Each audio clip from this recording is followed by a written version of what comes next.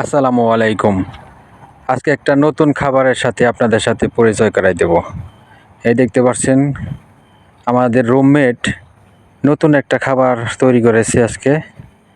তো খাবারটা দেখতে এক ধরনের খিচুড়ির মতোই, তবে এটা বাসমতি চাউলের সাথে মুগের ডাল দিয়ে এবং আলু দিয়ে এবং পেঁয়াজ মরিচ দিয়ে রান্না করেছে।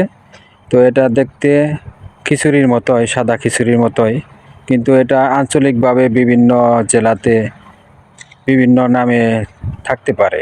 তো আমাদের টাঙ্গাইলে এটা আমি যখন ছোটোবেলায় খেয়েছিলাম, তো মনে পড়ে যে আমার মা চাচিরা রাঁধতো চাউলের সাথে ডাল মিক্স করে, এভাবেই রাঁধতো। তো সেটাকে ভাবতাম খিচুড়ির মতো, হলুদ দিয়ে রাঁধতো, কিন্তু এটা সাদা, তো হলুদ দিলেও করা যায়।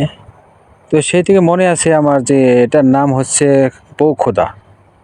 তো এই খাবারটা আজকে রান্না করেছে আমার এক মুন্সিগঞ্জের ফ্রেন্ড, আমার রুমমেট। তো ওদের এলাকায় নাকি এটাকে বোয়া খাবার নামে চেনে, বোয়া। তো সেই থেকে আমারও তখন খেয়াল হলো যে বোয়া, তো আমাদের এলাকায় তো এই খাবারকে বলে যে বউখোদা। সম্ভবত একই খাবার, তবে এটা বাসমতি চাউল দিয়ে রান্না করা হয়েছে, আর আমাদের এলাকায় সাধারণ চাউল দিয়ে রান্না করে। তো যাই হোক, আজকের এই বোয়া খাবারটা অনেক সুন্দর হয়েছিল, সাথে ছিল খাসির মাংস, অনেক সুস্বাদু হয়েছিল। আমি কখনো এই বোয়া খাবার খাই নাই, তবে বউখোদা খেয়েছিলাম। তবে আজকের খাবারটা খুব টেস্টি লাগছে।